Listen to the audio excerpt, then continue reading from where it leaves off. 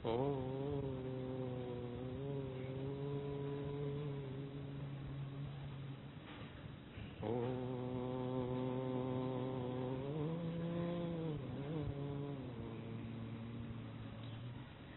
मंगलमय मंगल करण वीतराग विज्ञान नमो ताहि जाते भये अरहंतादिमः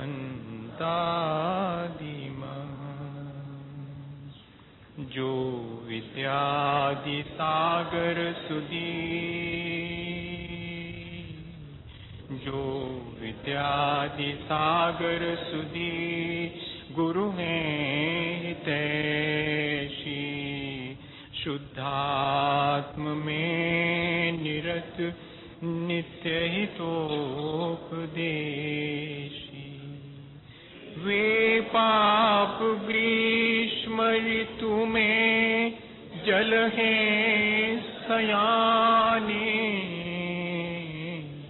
पूजूं उनके सतत केवल ज्ञान पाने पूजूं उनके सतत केवल ज्ञान पाने। बोले भगवान महावीर स्वामी की, आचार्य कुंद कुंद स्वामी की, आचार्य गुरुवर विद्यासागर मुनि महाराज की।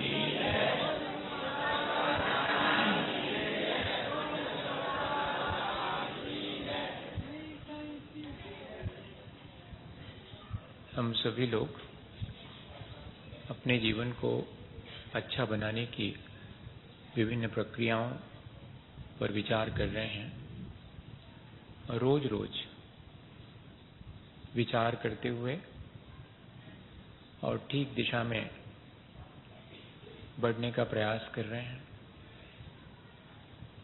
हमारे जीवन में दृष्टि की निर्मलता बहुत दुर्लभ है, ऐसा हम सभी जानते हैं। और जब तक दृष्टि निर्मल नहीं होती तब तक हमारा ज्ञान और हमारा आचरण दोनों ही हमारे जीवन को अच्छा नहीं बना पाते। इसलिए जरूरी है कि हम दृष्टि की निर्मलता हासिल करें, वही हमारे जीवन को अच्छा बनाने में निमित्त बनती है। उस दृष्टि की निर्मलता को हम कैसे हासिल करें, इसके लिए हमने सच्चे देवगुरु शास्त्र की शरण ली, उनके प्रति अपनी श्रद्धा व्यक्त की, जो उनके द्वारा कहे गए वचन है, वाणी है, उस पर चिंतन किया और समझा कि मेरा अपना स्वभाव क्या है और इस बाह्य जगत का स्वभाव क्या है, इस शरीर का स्वभाव क्या है और जो कांटेक्ट में आने वाली विषय भोग की सामग्री उसका स्वभाव क्या है। इन सब को समझने से दृष्टि में निर्मलता आती है। लेकिन एक ऐसी आत्मदृष्टि हमें प्राप्त हो जाए कि जिसमें प्राणी मात्र के भीतर उस आत्म तत्व का बोध होने लगे और उसके साथ साथ प्राणी मात्र के प्रति ऐसी सहानुभूति का भाव हमारे भीतर आ जावे कि जैसे मेरे आत्म तत्व का कल्याण मैं चाहता हूं, ऐसे ही सभी जीवों के आत्म कल्याण में मैं निमित्त बनूं। मैं क्या करूं जिससे कि मेरा और इस जगत में जहां जहां भी आत्म तत्व है वो सब अपने उस परमात्मा स्वरूप को प्राप्त कर लेवें। इस तरह की भावना जब उत्पन्न होती है तब वास्तव में हमारा जीवन बहुत ऊंचाई को छू लेता है। उसे ही कहते हैं कि हम तीर्थंकर के पद की जितनी ऊंचाई को भी छू सकते हैं, हमारे आत्मा में वही अनंत सामर्थ्य है। लेकिन क्या करें, हमारी पुरुषार्थहीनता, हमारी संसार के प्रति आसक्ति और हमारी अपनी आत्मा के प्रति बेखबरी, इग्नोरेंस, ये सब चीजें मिलकर हमारी उस अनंत शक्ति को द्रोहित कर देती हैं। अगर हमें एक ऐसी आत्मदृष्टि प्राप्त हो जाए जिसमें कि हम उस आत्म तत्व को सब तरफ देख सकें और उसके विकास के लिए निरंतर चिंतित रहें। पर की चिंता करना अच्छा नहीं है, लेकिन पर के मायने क्या है? हम सोचते हैं कि दूसरे के मायने पर के मायने है मेरा अपना शरीर। अगर देखा जाए तो पर तो मेरा अपना शरीर ही है, और उस शरीर से सारे संबंध जो मैंने जोड़े हैं वे भी पर हैं। लेकिन उस शरीर के भीतर बैठा हुआ जो आत्म तत्व है, वो चाहे मेरे भीतर हो या किसी और के भीतर हो, वो पर नहीं है। मुझे दिखता क्या है? मुझे दिखता शरीर है, और मुझे शरीर के संबंध दिखाई पड़ते हैं, मुझे आत्म तत्व दिखाई नहीं पड़ता। इसलिए कहना पड़ा कि पर और स्व के बीच में भेद विज्ञान तो प्राप्त करो, ऐसी दृष्टि हासिल करो कि पर पर मालूम पड़े और स्व स्व मालूम पड़े। तब ऐसा कहते ही साथ ऐसा लगता है कि जैसे हम और अन्य दूसरे जीव वो सब पर हैं, और मैं अपने बारे में विचार करूं, स्वार्थी हो जाऊं। ऐसा कौन सिखाएगा? स्वार्थी होना नहीं सिखाया जाता भेद विज्ञान में। भेद विज्ञान में तो ये सिखाया जाता दृष्टि की निर्मलता। ये सिखाती है हमें कि पहचानो कि शरीर और आत्मा दोनों अलग अलग हैं, और जहां जहां आत्म तत्व है वो सब स्व है, मेरा आत्म तत्व भी। और जहां भी आत्म तत्व दिखाई पड़ता है अनंत आत्माओं में, वह सब मेरे लिए प्राप्तव्य है। पर तो मेरा शरीर है, दूसरे का शरीर भी और मेरा शरीर भी पर है। ये दृष्टि हमारे भीतर ऐसी प्राप्त हो जाए, ये कहलाएगी आत्मदृष्टि। ऐसी आत्मदृष्टि होने पर हमारे भीतर सहानुभूति और उदारता अपने आप आती है। प्राणी मात्र के कल्याण की भावना हमारे भीतर उत्पन्न होती है। वो हमारे जीवन को बहुत ऊंचा उठाती है, यहाँ तक कि तीर्थंकर के पद की प्राप्ति भी हो सकती है। इसे ही कहते हैं दर्शन विशुद्धि। इस एक भावना के होने पर अन्य 15 भावनाएं ना भी हों तब भी तीर्थंकर प्रकृति बंध सकती है। लेकिन किसी को इस दर्शन विशुद्धि के साथ साथ अन्य दूसरी भावनाएं भी हों तब भी तीर्थंकर प्रकृति बंधती है। दूसरी भावना रखी है विनय संपन्नता। वह भी हमारे जीवन को ऊंचा उठाती है, और उतना ही ऊंचा जितना कि तीर्थंकर पद की प्राप्ति करने वाली आत्मा का जीवन ऊंचा उठता है। विनय के मायने है नम्रता। विनय के मायने है पूज्य पुरुषों के प्रति आदर सम्मान की भावना, उनके प्रति उपकार, उनका सत्कार, उनकी सेवा शुश्रूषा। इसके मायने है विनय संपन्नता। और इतना ही नहीं, इंद्रियों पर विजय प्राप्त करना, शास्त्र के अनुकूल आचरण करना, और तीसरे नंबर रखा ऐसी प्रवृत्ति जो शास्त्रानुकूल तो है, और साथ में कषायों की विजय प्राप्त करना। वास्तव में विनय तो ये है। अपन सोचते हैं कि दूसरे के प्रति विनय रखना यानी उसके प्रति झुकना, उसके प्रति नम्रता का भाव रखना। है तो वही, लेकिन उसका उद्देश्य क्या है? आत्मदृष्टि पूर्वक जब मेरे भीतर विनय संपन्नता आएगी तो वो विनय संपन्नता ऐसी सामान्य नहीं होगी। एक होती है लोकानुवृत्ति रूप विनय, सबको जिसमें भला लगे देश काल के अनुरूप वैसा आचरण करना, ये लोकानुवृत्ति रूप विनय है, तो दुनिया करती है।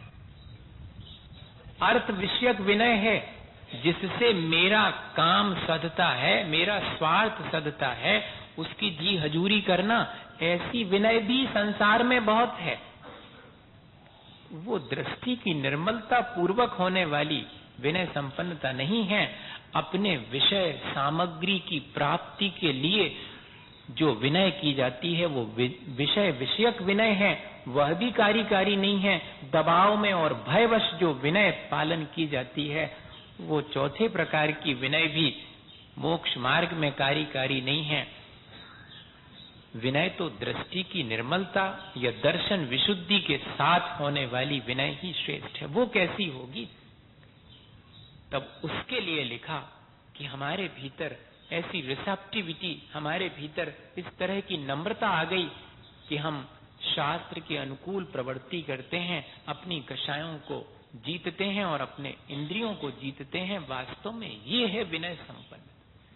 पूज्य पुरुषों के प्रति आदर, सम्मान, उपकार, सत्कार, इन सब की भावना है। और साथ में मैं जब इस बात पर विचार कर रहा था तो अत्यंत आश्चर्य होता है कि आचार्य भगवंतों ने लौकिक और पारलौकिक दोनों प्रकार की विनय को कितने गौर से समझा और हमें उसका अंतर बताया। जितनी लौकिक विनय है वो सब शरीर आश्रित है, इसलिए वो संसार को बढ़ाने वाली विनय है। लेकिन जिसमें आत्मदृष्टि प्राप्त हो गई है, जिसे आत्मदृष्टि प्राप्त है, वो तो सबके आत्मा के विकास के लिए जो कारणभूत विनय है उसी का पालन करेगा।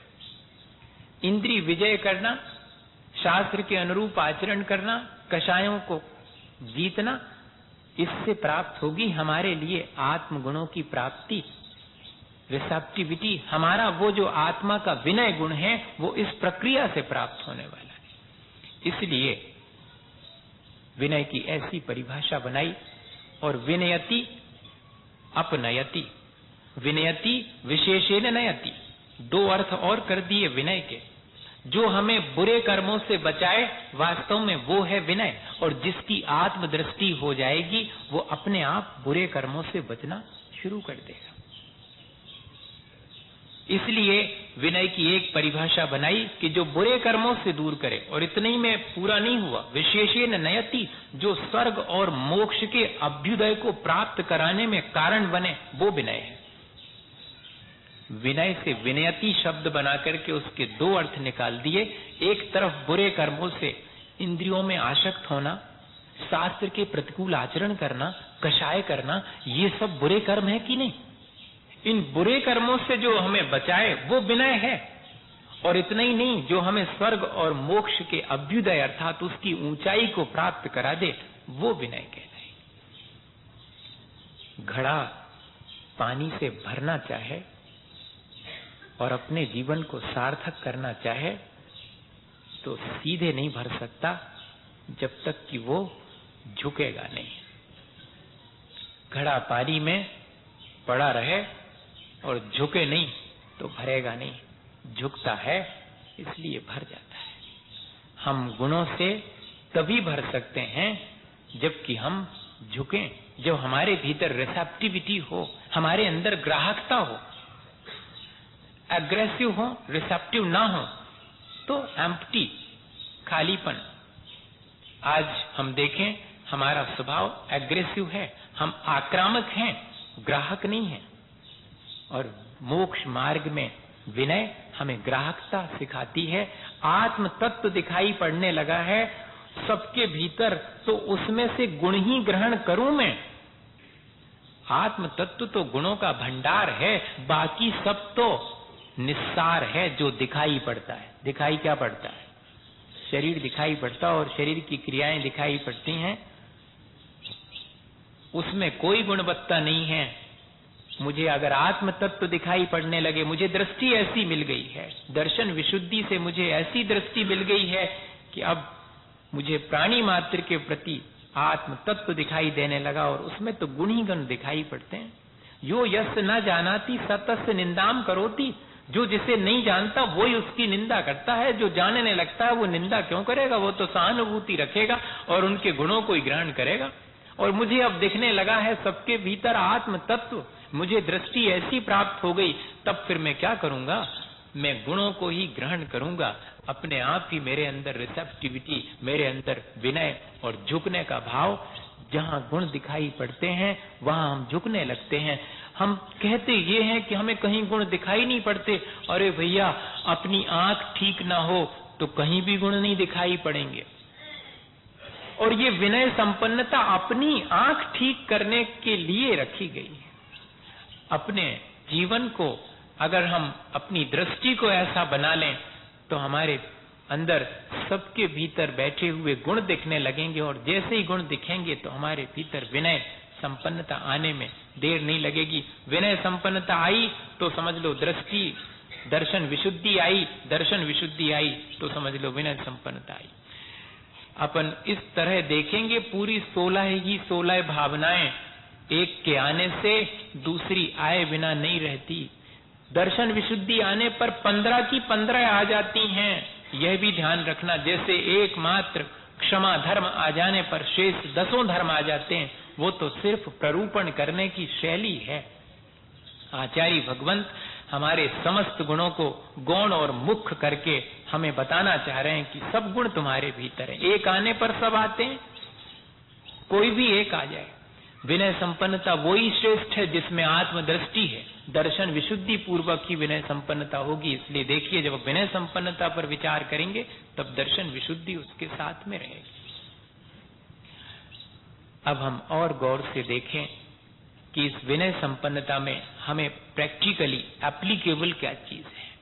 ये तो हुई बहुत ऊंचाई पर विनय संपन्नता की बात।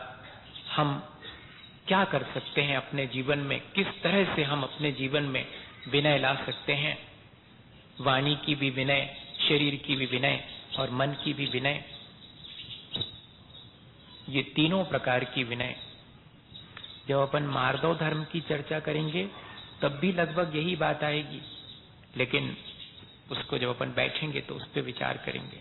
पर अभी देखें, जैसे अपन ने कल विशुद्धि की बात करी थी, निर्मलता की बात करी थी कि वाणी की निर्मलता, मन की निर्मलता और शरीर की निर्मलता कैसे आती, ऐसे ही वाणी की विनय, शरीर की विनय और विचारों की विनय कैसे आएगी। तो उसके लिए आचार्य भगवंतों ने 5 प्रकार की विनय को ही हमारे अंदर प्रकट करने के लिए उपाय बता दिया। लौकिक विनय का एक आध उदाहरण अपन चाहें तो ले सकते हैं, हमेशा देखने में आता है ताकि समझ में आ जाए। इसलिए लौकिक विनय से अपन शुरू कर दें ताकि पारलौकिक विनय को भी ठीक से समझ पाए। बहुत बड़ा बट का वृक्ष भी देखा होगा सबने, और बांस और बैंत के वृक्ष भी देखे होंगे। और जब आंधी पानी तूफान चलता है तो बचता कौन है? उखड़ जाता है जो अकड़ा रहता है, और जो झुक जाता है वो सरवाइव करता है, बचा रह जाता है। बांस के पेड़ जमीन में बिछ जाते हैं जब आंधी आती है, लेकिन आंधी जाते ही फिर ज्यों के त्यों। लेकिन उनके भीतर विनय है, सहज विनय है। इसलिए दूसरा उदाहरण ले लें। हंसी हंसी में एक दार्शनिक था कन्फ्यूशियस, तो लोगों ने उससे बहुत सारी फिलॉसफी की बातें सीखी। रास्ते चलते एक व्यक्ति ने पूछा कि विनय का क्या महत्व है, तो उसने कहा सुनो, वो बाद में बताऊंगा। अपना मुंह खोल करके कहा कि झांको इसमें। उसने कहा अजीब आदमी है, हम तुमसे विनय के बारे में पूछ रहे, तुम मुंह खोल के बता रहे कि झांको इसमें। नहीं, उसने कहा झांको, सीरियसली कह रहा हूं। तो झांका उसमें। बोले क्या दिख रहा है? बोले क्या दिखेगा, एक भी नहीं बचा आपका दांत, सब गायब हो गए, अकेली जीभ दिख रही है। उसने कहा सुनो, आए कौन से बाद में थे? और उसने कहा दांत बाद में आए थे। पहले चले गए। क्यों चले गए? अकड़ की वजह से चले गए। बाद में आए थे, पहले चले गए, और जीभ पहले से आई और अभी तक है। विनय जानती है, वो मृदुता है उसके भीतर, इसलिए सरवाइव करती है। ऐसे उदाहरण से भी अपन समझ सकते हैं कि हमारे जीवन में लौकिक विनय भी हमें सरवाइव करती है, पारलौकिक तो हमें संसार से ही सेव कर लेती। सारी दुनिया से हमें लौकिक विनय बचा लेती। क्रोधी से क्रोधी आदमी के सामने भी झुक जाओ, उसके पांव छू लो, सारा क्रोध ठंडा। कैसे कैसे बच गए अपन? विनय से जब हम लोक में बच जाते हैं, तब अगर हम चाहें तो इस संसार से बचना चाहें तो विनय संपन्नता जो आचार्य भगवंतों की कही है वो उसको हम अंगीकार कर सकते हैं। दर्शन की विनय, ज्ञान की विनय, चारित्र की विनय और उपचार विनय, ऐसी 4 विनय रखी हैं। और किन्हीं किन्हीं आचार्यों ने तप की विनय भी रखी है। ऐसे 5 प्रकार की विनय है। दर्शन की विनय किसे कहते हैं? अपने भीतर श्रद्धा प्रकट करना और दूसरे श्रद्धालुओं का सम्मान करना, ये दर्शन विनय। एक परिभाषा है इसकी। अपन श्रद्धालु को देख करके, उसकी श्रद्धा को देख के उसकी हंसी उड़ाते हैं। जी आ गए बने फिर रहे हैं पंडित, जी आ गए, जी बने फिर रहे पुजारी। भैया की पूजा ही नहीं खत्म होती, भैया को पूजा से फुर्सत ही नहीं है। भैया को छनो पानी चल रहा है, पॉकेट में रखें छन्ना। ये क्या है? ये अभिनय है दर्शन की, उसकी श्रद्धा की आप अभिनय कर रहे हैं। जबकि होना चाहिए था उसकी श्रद्धा की अपने भीतर विनय होना कि देखो तो कैसे भी है लेकिन भगवान की पूजा तो करते हैं, कैसी श्रद्धा है इनकी। ऐसी हमारी भी श्रद्धा होती तो अच्छा रहता। दर्शन का दूसरा अर्थ, अष्टपाहुड़ में कुंद कुंद स्वामी के चरणों में बैठे तो वो कहते हैं, सामान्य रूप से तो दर्शन के मायने सम्यक दर्शन की विनय है, वो सब समझते हैं। लेकिन मैं कहना चाह रहा हूं कि अकेला इतना ही अर्थ नहीं है। अपने भीतर दृष्टि की निर्मलता प्राप्त करना, सच्चे देवगुरु शास्त्र की श्रद्धा रखना, ये तो है ही। दूसरे के भीतर भी अगर दिखाई पड़े सच्चे देवगुरु शास्त्र के प्रति जिनकी श्रद्धा है, उनकी विनय करना। और इतना ही नहीं, जो कुंद कुंद स्वामी कह रहे हैं कि दिगंबर मुद्रा को धारण करने वाले रत्नत्रय धारी ही वास्तव में दर्शन हैं, वही श्रद्धा के स्तंभ हैं। उनको देख करके उनके प्रति जो सहज विनय का भाव है, वो कहलाएगी दर्शन विनय। जो मात्सर्य पूर्वक वाही में रत्नत्रय की मूर्ति को देख करके और उसकी विनय नहीं करता है, उसके लिए मिथ्या दृष्टि लिखा है, उसे दृष्टि दोष है अभी, ऐसा लिखा हुआ है। हम देखें कि हमारे भीतर उस रत्नत्रय की मुद्रा के प्रति कितनी विनय है। प्रकाश जी ने, जब मैं आगरा था तो वो आए थे तो उन्होंने सुनाया। मुझे पहले आचार्य श्री ने भी थोड़ा सा संकेत दिया था कि इस तरह की एक घटना हुई थी, लेकिन कंफर्म नहीं है। तो वो कंफर्मेशन हुई कि हाँ, सचमुच आचार्य धर्म सागर जी महाराज और आचार्य ज्ञान सागर जी दोनों शिव सागर जी के शिष्य थे, और दोनों एक मंच पर जो उपस्थित हुए, तब एक ही सिंहासन रखा हुआ था। अब कौन बैठेगा? आज का समय होता तो कुछ और ही बात होती, लेकिन ये जो है, ये बड़े लोग हैं। आज हम लोगों के भीतर नम्रता नहीं है, क्षुद्रता ज्यादा है। बड़प्पन नहीं है, नम्रता से बड़प्पन आता है, कुलीनता आती है और अरहत गुण की संपत्ति प्राप्त होती है। आरिता और अरहत संपदा, ये दोनों विनय संपन्नता से आती है। कुलीनता मतलब श्रेष्ठ आचरण और विनयवान कुल में जन्म लेना कुलीनता कहलाती है, जिसको आरिता कहते हैं। और अरहत गुण संपदा, जिसके द्वारा इस ऐसे कुल में उत्पन्न होते हैं जहां कोई ना कोई अनंत पद की प्राप्ति के मार्ग पर चलता है, अर्थात रत्नत्रय। जिस कुल में मुनि कोई बना हो, उस कुल में उत्पन्न होना, ये विनय संपन्नता से ही प्राप्त होता है। आचार्य महाराज का पूरा परिवार धन्य हो गया।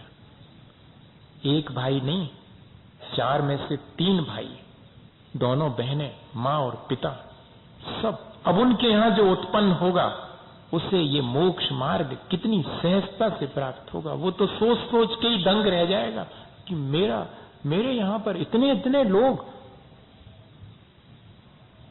तो वो दोनों आचार्य महाराज खड़े हैं। आचार्य ज्ञान सागर जी कह रहे हैं कि आप बैठिएगा, आप मेरे से चारित्र में बड़े हैं। और आचार्य ज्ञान सागर जी से कह रहे हैं कि आप वे ही हैं, भूलिए मत, आपने हमें आचार्य शिव सागर जी के सानिध्य में कोई भी तो ऐसा मुनि नहीं होगा जिसने कि आचार्य ज्ञान सागर जी से स्वाध्याय न किया। हाँ, आचार्य वीर सागर जी और शिव सागर जी तक के संघ के सभी साधुओं को, चाहे पंडित भूरामल जी के रूप में और चाहे मुनि ज्ञान सागर जी के रूप में अध्ययन करवाने वाले एक ही रहे। इतना प्रगाढ़ ज्ञान था। तो उन्होंने कहा कि आप ज्ञान में वृद्ध हैं, इसलिए प्रथम आप बैठिए।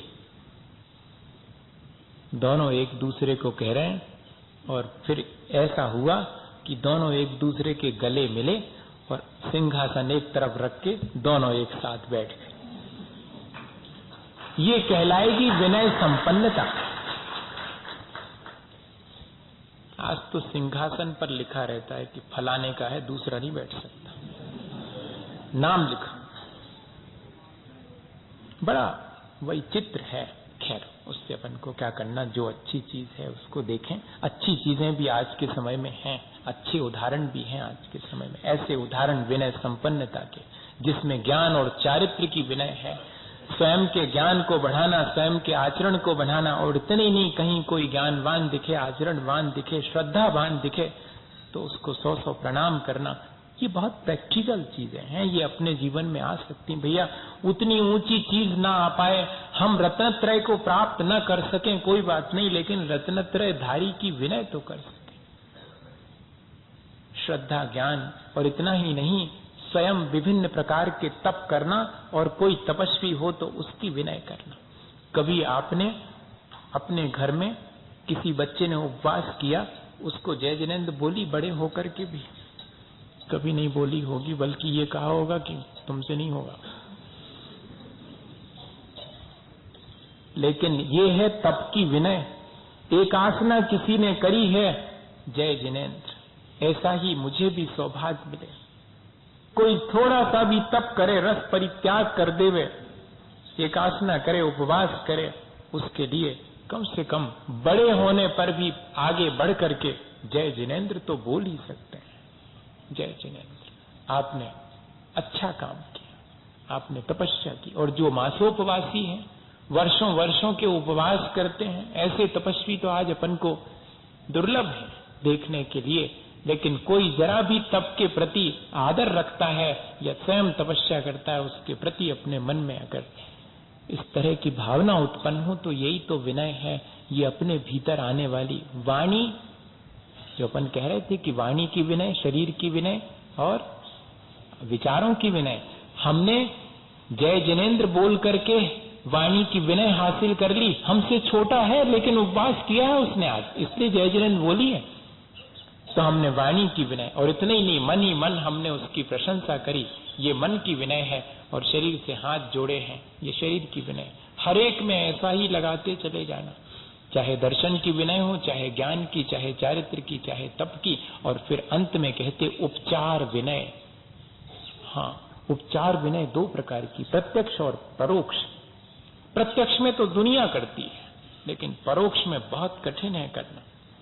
अपने गुरुजनों की प्रत्यक्ष में विनय क्या है कि उनके आते ही खड़े हो जाना, उन्हें रास्ता देना, उन्हें कोई और आवश्यकता हो तो उनकी सेवा करना। ये तो प्रत्यक्ष में है, लेकिन परोक्ष में उनके आज्ञा के अनुकूल प्रवृत्ति करना, ये उनकी परोक्ष विनय है। उन्हें 24 घंटे हमेशा स्मरण में बनाए रखना, ये उनकी परोक्ष विनय है। और जब समय आवे तब तीनों संध्या कालों में मन वचन काया तीनों को एकाग्र करके और उनके प्रति परोक्ष में अपना प्रणाम इत्यादि निवेदित करना, ये सब उपचार विनय है। भैया इस तरह तो अपन चाहें तो आसानी से इस विनय संपन्नता नाम के गुण को अपने भीतर, लेकिन बस एक ही चीज है कि आत्मदृष्टि पूर्वक ये सारी चीजें होनी चाहिए। मैं अपने आत्मा के गुणों को विकसित करना चाहता हूं, इसलिए दूसरे के आत्म गुणों को देख करके मैं उसकी विनय कर रहा हूं, ऐसा अपने भीतर विचार अगर आता है। मुझे तो आचार्य महाराज का वो संस्मरण याद है। वैसे तो वर्णी जी की भी ज्ञान विनय देखने में आती थी। दोनों ही चीजें हैं। समय पूरा होने को है। ये घड़ी आगे तो नहीं, कल जो है 10 मिनट आगे थी। 9:25 हो गए, 5 मिनट में अपन अपनी बात पूरी करते हैं। 2 छोटे छोटे से घटनाएं जिनसे कि अपन को स्पष्ट हो जाएगा कि सही में हम लोग भी ऐसी विनय आज के समय में हासिल कर सकते हैं। जिनेन्द्र वर्णी जी के बारे में सब जानते हैं। उन्होंने 4 बड़े बड़े वॉल्यूम में पूरा जैनन सिद्धांत कोश लिखा है। 17 वर्ष तक निरंतर स्वाध्याय करने के परिणाम स्वरूप वो चीज हासिल हुई और वो बैठे हुए हैं आचार्य महाराज के चरणों में सरलेखना के लिए ईसरी में, और आचार्य श्री हम लोगों को पढ़ा रहे हैं और उस दौरान किसी एक शब्द पर और बात आके रुक गई और समझ में नहीं आ रहा है, क्लियर नहीं हो रहा है कि यहाँ ये अर्थ निकलता है, दूसरी जगह दूसरा अर्थ निकलता है, एग्जैक्टली क्या है। तो आधे घंटे तक हम सभी साधुओं के बीच और आचार्य महाराज के साथ ऊहापोह चलता रहा, डिस्कशन चलता रहा। कुछ समझ में नहीं आया तो फिर बाद में विचार करके बताऊं, ऐसा आचार्य श्री ने कहा। लेकिन एकदम याद आ गया उनको, वर्णी जी भी तो बैठे बैठे सब सुन रहे हैं। तो वर्णी जी से कहा कि वर्णी जी आपने तो कोश लिखा है, उसमें इस शब्द का और कहीं कोई और अर्थ आता है क्या, थोड़ा क्लियर हो जाए। तो उन्होंने हाथ जोड़ के कहा कि आपकी आज्ञा हो तो कहूं। उन्होंने कहा हाँ कहो, आचार्य श्री बोले। तो फिर उन्होंने झट से और उसका अर्थ भिन्न भिन्न ग्रंथों में ये है बता दिया। हम लोगों ने कहा कि वर्णी जी जब आपको मालूम था तो हम लोग इतनी देर से परेशान हो रहे थे, आप पहले बता देते। तो उन्होंने क्या कहा, इतने महान आचार्य के सम्मुख उनकी आज्ञा के बिना मैं अपना ज्ञान बताऊं, ये कहलाएगी ज्ञान की विनय। ऐसा है अपने भीतर, अपन तो जरा सा जानते हैं और चुप नहीं बैठ सकते। हाँ, ज्ञानवान की विनय और ज्ञान की विनय। यहां तक लिखा हुआ है कि आचार्य भगवंत अगर किसी चीज का प्ररूपण कर रहे हैं और वे प्ररूपण में कहीं चूक जाएं और हमें मालूम है कि ऐसा नहीं लिखा, तब भी कुछ नहीं बोलेंगे। हाँ, क्यों? उस समय उनके आचार्यत्व की विनय है, उनके रत्नत्रय की विनय है। उस समय वे चूक भी गए हैं तब भी कुछ नहीं कहेंगे, बाद में जाकर के और ग्रंथ उनके सम्मुख रख के विनय पूर्वक कहेंगे कि भगवान आज आपने जो प्ररूपण किया और इस ग्रंथ में जो प्ररूपण है, उन दोनों में मुझे स्पष्ट नहीं हो रहा। आपने गलत कहा ऐसे कैसे, इसमें जो लिखा वो सही ऐसे कैसे, नहीं इसमें जो लिखा और आपने जो प्ररूपण किया भगवान वो कुछ मुझे स्पष्ट नहीं जान पड़ रहा। वे फौरन उस ग्रंथ में से पढ़ के और कहेंगे, कहते ही हमने तो आचार्य श्री को कई बार देखा, फौरन दूसरे दिन सबके बीच, कल मैंने जो प्ररूपण किया था उसमें मुझसे यह बात रह गई बताना, या कि ये बात ऐसी ना हो करके मुझे ऐसी बतानी थी, मेरी गलती हुई। वो भी ज्ञान की विनय है और जिसने बताया उसने भी ज्ञान की विनय की है। ये है वास्तव में व्यवहार। और अपने गुरुजनों की विनय का उदाहरण आचार्य महाराज के जीवन का एक और उदाहरण दे दूं और बात स्पष्ट हो जाए। 91 में सतना का चतुर्मास करके हम 6 लोग थे, जिसमें समता सागर जी, प्रमाण सागर जी जो इन दिनों फिरोजाबाद में हैं, वे भी थे। 6 लोग थे हम लोग और सतना का चतुर्मास करके लौट रहे थे और मालूम पड़ा जबलपुर के पास आकर के कि आचार्य महाराज तो बरगी डैम से होकर के जबलपुर ही आ रहे हैं। और हम लोगों को बहुत खुशी हुई। आचार्य महाराज से पूछा, आज्ञा तो उनकी हो गई थी कि धीरे धीरे जबलपुर की तरफ बढ़ो, लेकिन ये समझ में नहीं आ रहा था कि कहाँ मिलेंगे वो, पर वो जबलपुर में ही मिल रहे हैं। अब क्लियर होने लगा तो आंगन फांगन और बड़े उत्साह से हम लोग उतना चल के आए थे 15 किलोमीटर और फिर 6 किलोमीटर आगे गए, आचार्य श्री वहां जाके मिल गए, फिर उनके साथ 6 किलोमीटर वापस आए। वहां तक जाने के बाद रास्ते में चले आ रहे थे तो एक तरफ मैं हूँ, इधर समता सागर जी हैं और चर्चा कर रहे हैं, महाराज आपकी कृपा से सब कुछ अच्छा हो गया सतना में और जैसा सोचा नहीं था वैसा हो गया और लोगों ने बहुत रुचि ली, सब बातें सुना रहे हैं, आपकी कृपा है। आचार्य श्री 2 मिनट तो सुनते रहे अपनी प्रशंसा, जैसे कि रोज माइक पर मुझे झेलना पड़ती है। मैं सोचता हूँ कि उससे बचूं, बहुत कठिन बात है। मन में बिल्कुल भी कोई भी विचार नहीं आना चाहिए। नॉर्मल रहना बहुत कठिन है।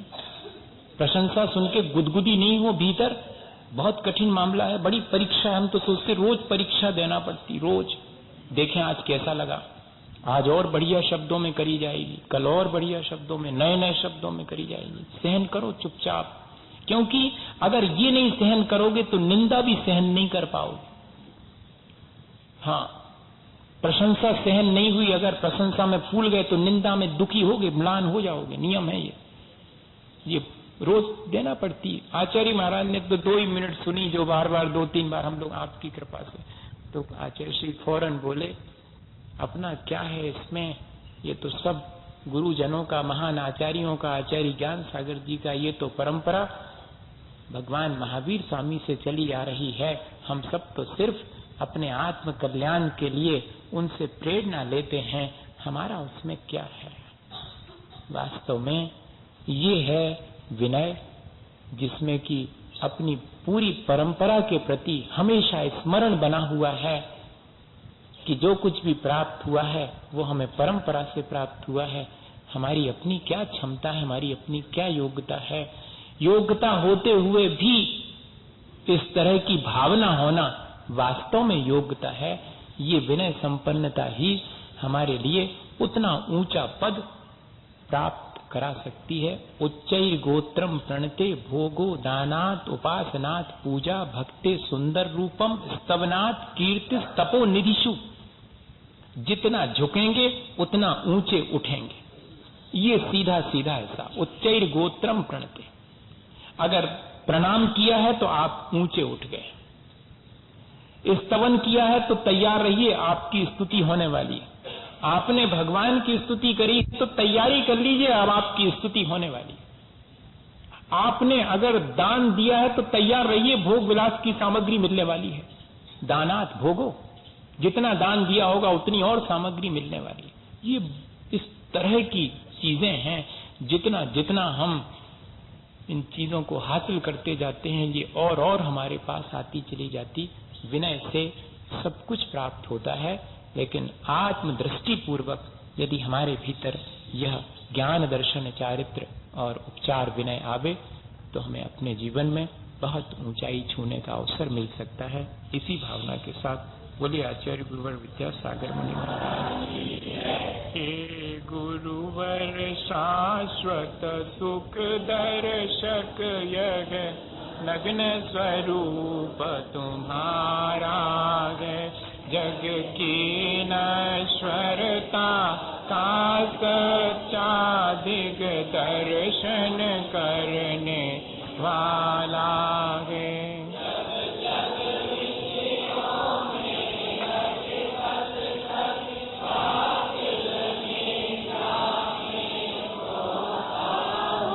अथवा वह शिव के निष्कंटक पथ में विषकंटक बोता हो।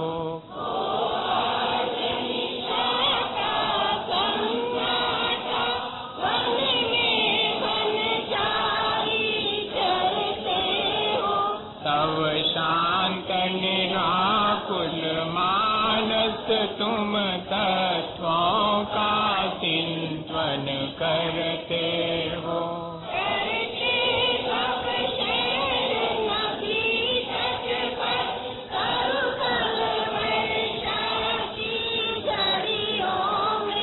समतारस पान किया करते सुख दुख दोनों की घड़ियों में।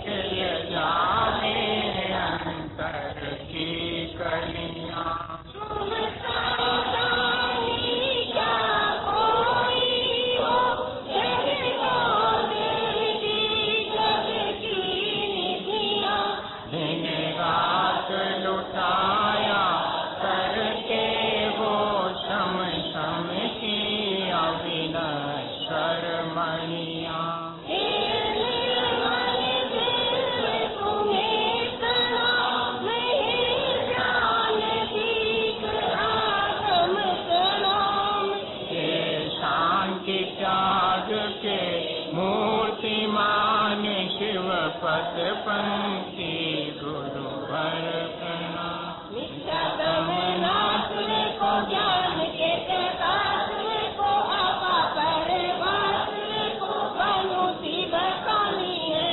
साहो द्रव्य जान को बंद वेद बान को सो पर पहचान को परम प्रमाणी है। अनुभव बताए को जीव के जताए को कौन सताए को भवे उर हानि है। जहाँ तहाँ तारवे को पार के उतारवे को सुख वे तारवे को यही जिनवाणी है। वाणी के ज्ञान से सूझे लोकालो तो वाणी मस्तक नमो सदा दे सूढ़ो उदक चंदन कंदोल पुष्प के चरो सोदे पसुदो पलार्ग के भवन मंगल दान रवा कुले जिन दहे मुनि परम पूज्य आचार्य गुरुवर श्री विद्यासागर जी महाराज के संगत मुनि श्री क्षमासागर जी महाराज श्री भव्य सागर जी महाराज के चरण कमलों की पूजा अनर्थ पद प्राप्त है। अर्घ्यम निरूपामिति।